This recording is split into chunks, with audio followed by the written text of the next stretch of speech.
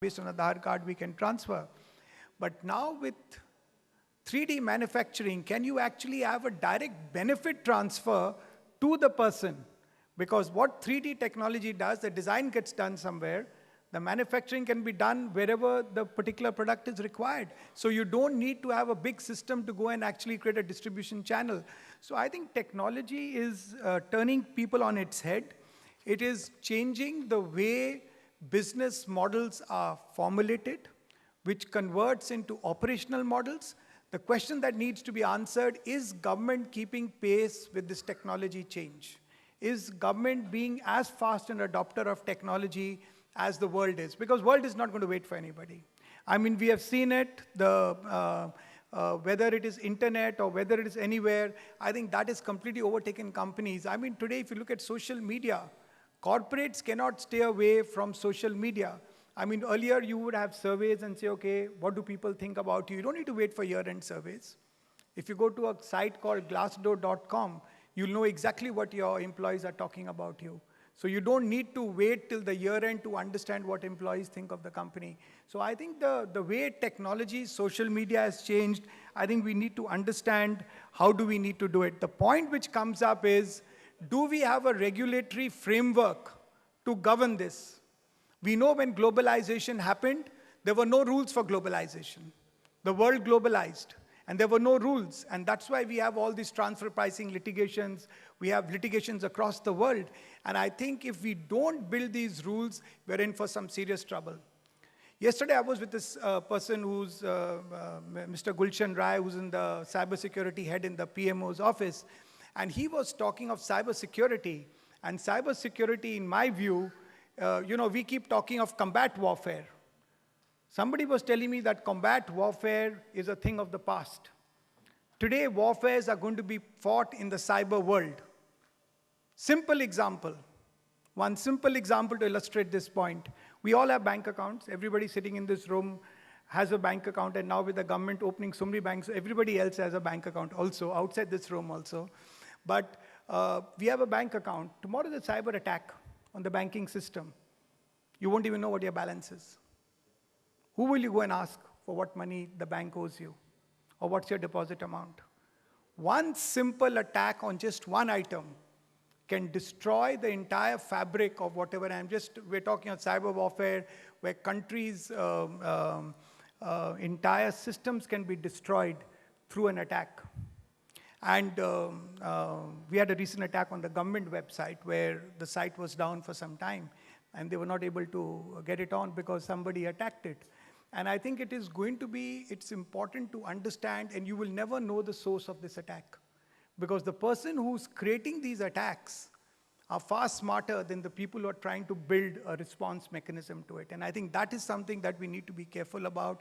And so when technology comes in, great.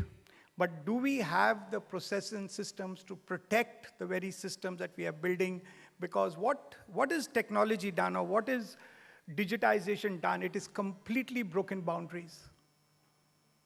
We talk of multi-brand retail not being allowed. The question comes up, what is e-commerce companies? So I think the question has to come when business and technology overtakes, there is no answer to it. Because those are where people are actually talking about how they can actually use a platform and actually take it to a very different level.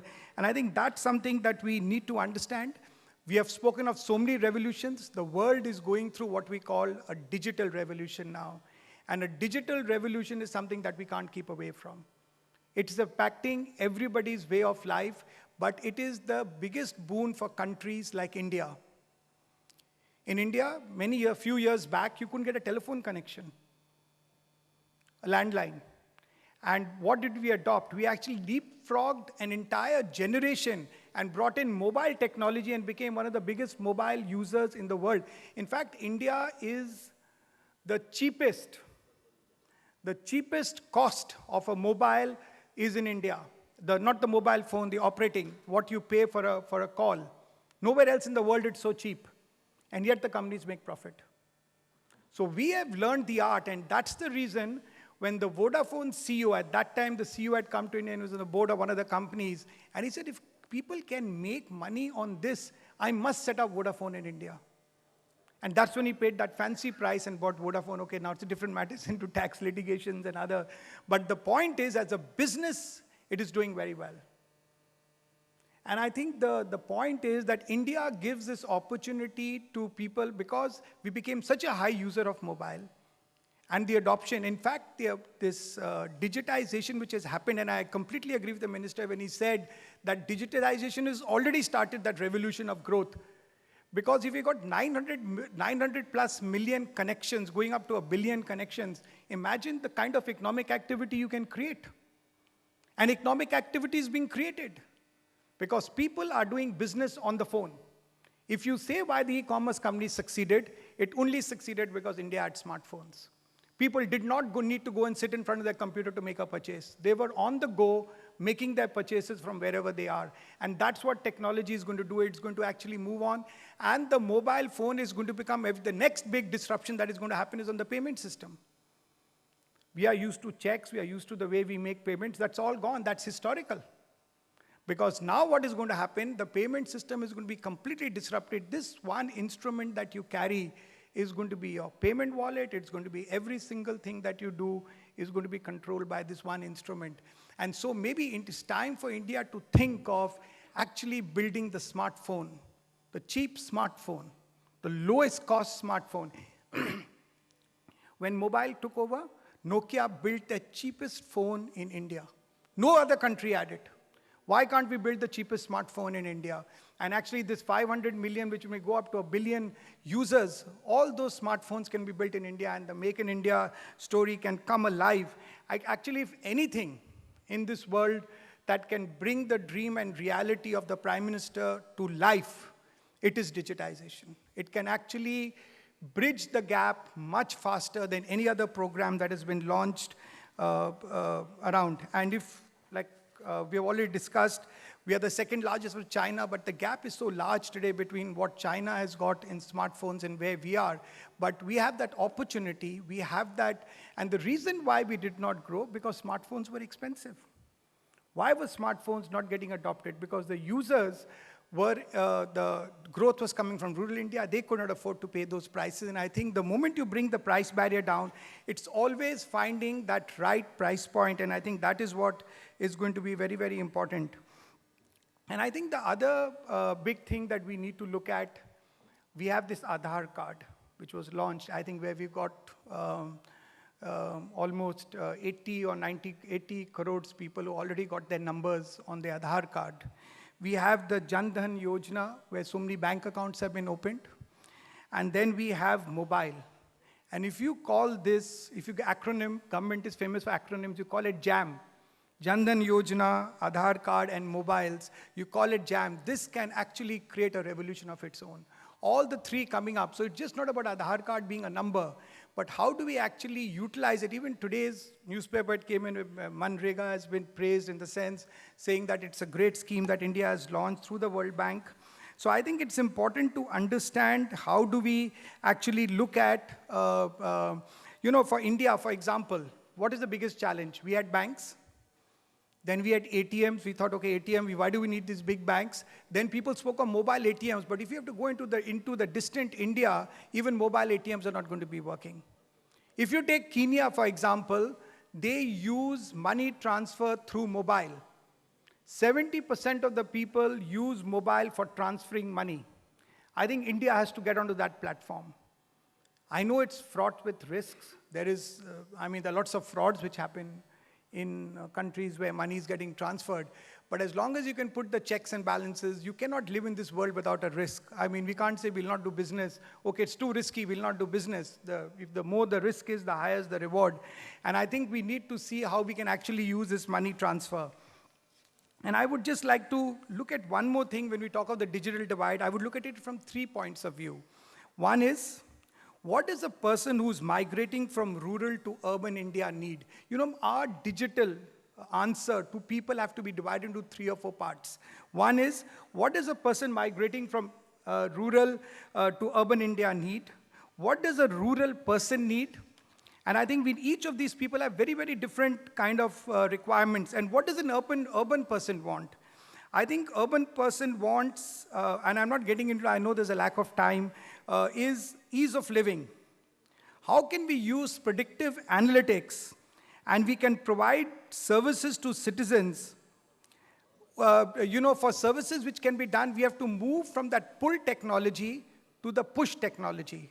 And I think that is something that we need to see. We see the success of BlackBerry. When emails came, a lot of people had emails. But BlackBerry brought in the push technology, became an early adopter, and a lot of people got it. Still the best email system on the... And I would like to end by saying that we should look at technology looked at from an outcome-based approach.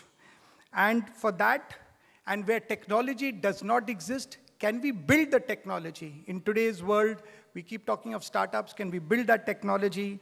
And if we have to reach out to the most vulnerable sections of the society, because if we can reach out to the most vulnerable sections of society and they are taken care of, I think the rest of the country can be taken care of. Thank you very much.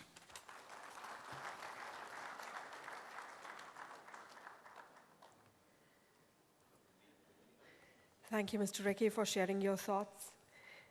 And I take the pleasure of inviting Mr. H.M. Nerurkar, President AIMA and Chairman TRL Krosaki Refractories Limited, to deliver his concluding remarks.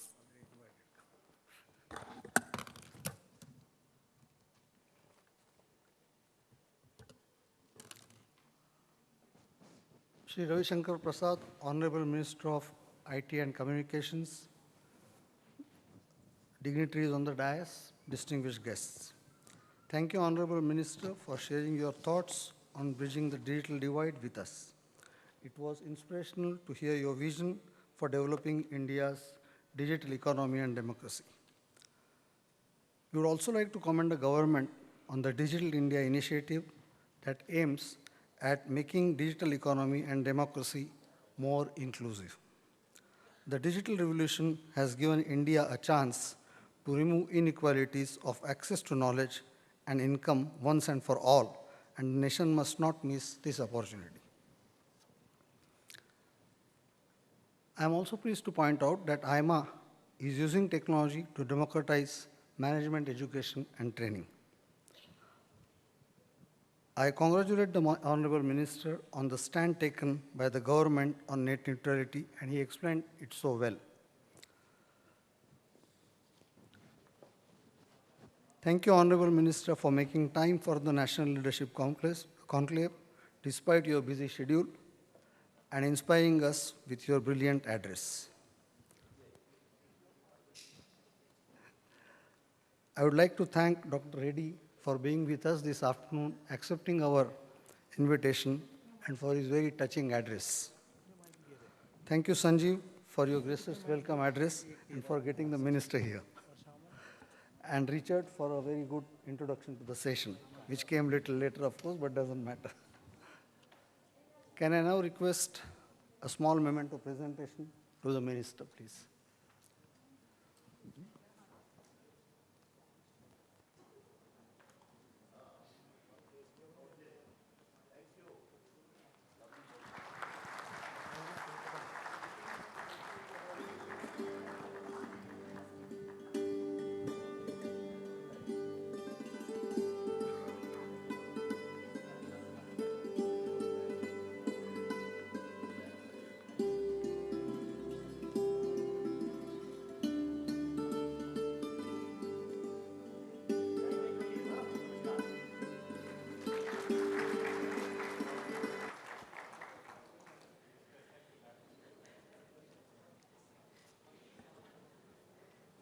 Thank you all for making this session a success. We now move on to our next session, which is entitled Progress by Consensus, Building National Consensus for Economic Growth.